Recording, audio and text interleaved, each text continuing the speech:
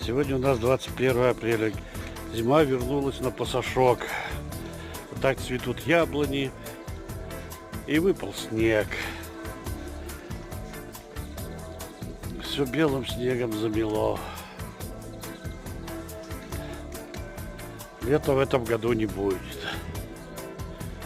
Будет зима.